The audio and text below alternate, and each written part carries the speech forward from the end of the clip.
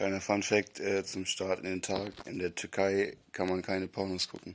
Man soll sich nur vorstellen, wie da jemand in der Behörde sitzt und sich das ganze Internet anschaut und guckt, wo da Pornografie ist.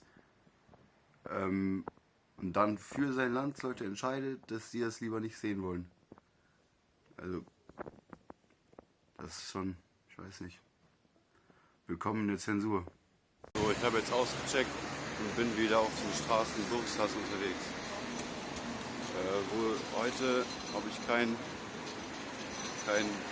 Ziel wirklich. Mal gucken, wo es hingeht. Ich werde mit dem Metro nach Westen aus der Stadt rausfahren.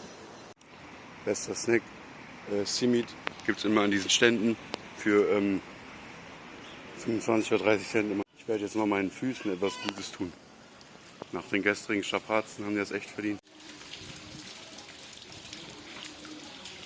Da die Flasche mit meinem Uludag-Wasser ein Loch hat,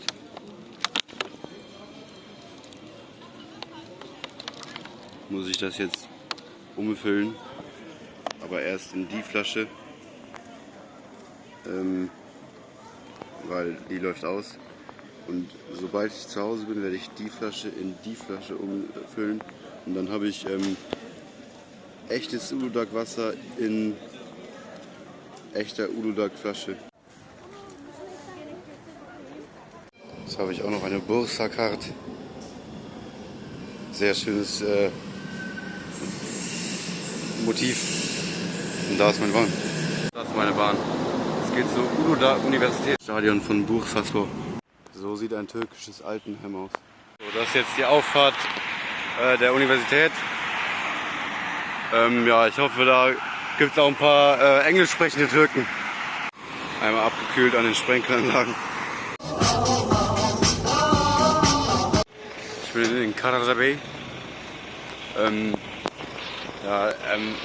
Mich mitgenommen hat, der meinte erst 2 Kilometer, 2 Kilometer und dann aber doch 50 Kilometer hierhin. Ja, also ich bin dann eingestiegen und dachte, wir fahren nur 2 Kilometer und dann fährt er immer weiter auf die Autobahn und dann noch weiter. Ja, und es war dann halt so, ich wusste nicht wirklich, wo er hinfährt, aber wir haben das dann zusammen geregelt. Das heißt, wieder kein Englisch, wieder nur Übersetzer geredet. Jetzt hat mich Musa mitgenommen, ein Ingenieur, er fährt gerade zu einem Bauernhof, einem Kunden. Er hat sogar angehalten, obwohl, also ich bin gerade nur über die Kreuzung gegangen und dann hat er schon angehalten, hat gefragt, wo ich hin will und dass ich mich mitnehmen will. Ja, das war sehr nett und wir hatten auch ein schönes Gespräch in Englisch. Ja. Er hat auch gefragt, ob deutsche Mädchen türkische Jungs mögen. Ich habe gesagt, ich kann das nicht einschätzen, weil ich kein deutsches Mädchen bin. Aber ich leite die Frage gerne weiter an alle deutschen Mädchen, die jetzt zuschauen. Hab's wieder weiter geschafft. Ich bin in Bandırma. Euer Spot.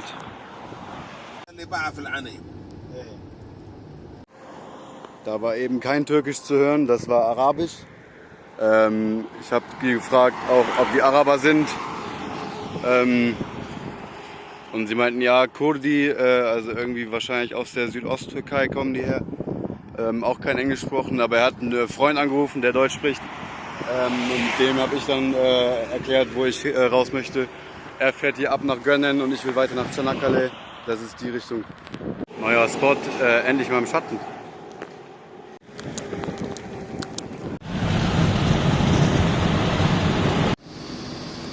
Da ist eine Brücke, die es auf Maps noch gar nicht gibt und auf Navigator auch nicht. Aber sie ist da. Sie ist echt.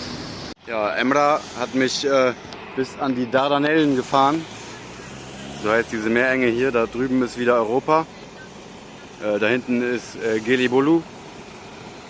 Ja, und ich überlege jetzt noch, also dass die Ferryboot-Fähre nach Europa rüber. Die Brücke scheint noch nicht in Gebrauch zu sein, die ist noch nicht fertig. Und ich überlege jetzt, ob ich darüber fahre oder noch in die Richtung weiter über Asien. Bleibe jetzt auf der asiatischen Seite, habe mir schon Abendessen gekauft. 3 Lahmacun, ein Aran für 2,80 €. Und ja, gehe jetzt zum Stadtstrand von Lapseki und guck mal da, ob ich mein Zelt aufstellen kann. Okay, das ist, was von der Karte aussah wie der Stadtstrand, aber es ist mehr eine Halde quasi. Und das sieht nach dem ersten Regen auf meiner Tour aus. Aber ich werde trotzdem, ich werde hier zelten. Vielleicht noch ein paar Kilometer weiter die Richtung. Ein Sturm zieht auf. Der Sturm ist da.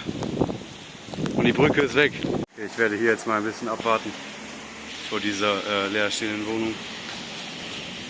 Ja, vielleicht wird es ja besser. Okay, der Regen hat aufgehört. Ich begebe mich weiter in Richtung Brücke. Dieser Platz scheint der beste zu sein zwischen dem Müll. Aber vielleicht gibt es ja noch einen besseren, sonst komme ich zurück. Okay, ich bleibe einfach hier an der Brücke. Die Aussicht ist halt geil. Hier genießen noch ein paar andere die Aussicht. Die sind Autos hoffentlich weg. Und sonst räume ich vielleicht noch ein bisschen den Müll weg. Und dann wird das mein Zelt. Ich habe mich auch mal über diese Brücke jetzt informiert. Diese heißt Çanakkale 1915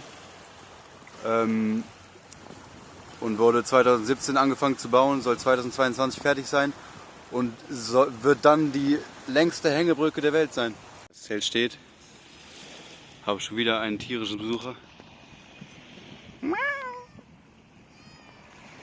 Habe ich auch mit ihm schon unterhalten, als ich mein Zelt gestellt habe. Ist er hingekommen, hat ein bisschen gequatscht mit mir. Er kommt aus Trabzon und arbeitet hier.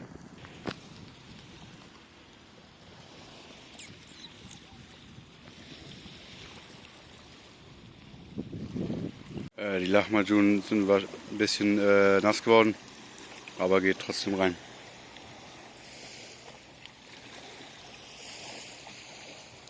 Ja. Okay, jetzt essen wir zusammen Abendessen. Birazdan dur, birazdan. Teşekkürler. Raki mit Wasser.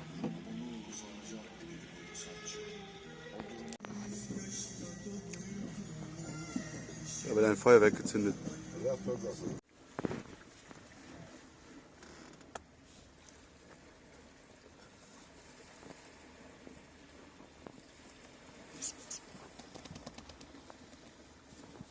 İşte Mustafa Bey'in yerinde. Vallahi biraz bak araba kullanıyorum. Hadi görüşürüz. Tamam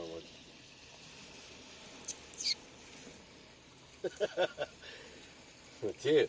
Bunlar hep T. Til. Til. Til. Til. Tirit. Tirit. Ah. Ha, tirit. Yes. Til. Tirit. Bunlar hep problem. Tamam. Burada problem. Hep problem. Okay. Nach 3 Raki haben wir dann Schluss gemacht. Er fährt jetzt nach Hause zu seiner Familie.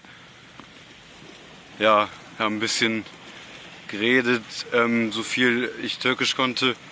Er war Alte Ay in Liberia, Afrika und noch Bejil in Kasachstan, Astana, als Mechaniker unterwegs, Mechanik. Außerdem war er auch in Sibirien und Chukotka, also fernstes Russland. Der hat viel erlebt. Da will ich auch überall noch hin. Außerdem hat man ihm noch angeboten, in seinem Van zu schlafen. Aber wofür hätte ich denn das Zelt schon aufgebaut? Schlafe ich lieber im Zelt. Er hat auch seinen Chef angerufen. Der hat man auch noch ein bisschen mit mir am Telefon gequatscht. Dass er auch mal in Köln war und so. Ja. Da ist wieder ein Raub. Ich weiß gar nicht, wie die ganzen Insekten es alles ins Zelt schaffen. Okay. İyi geceler. Gute Nacht. Er hieß übrigens Ömer. Das hatte ich, glaube ich, vergessen zu erwähnen. Hier haben sich jetzt mehrere Leute versammelt und hören Musik.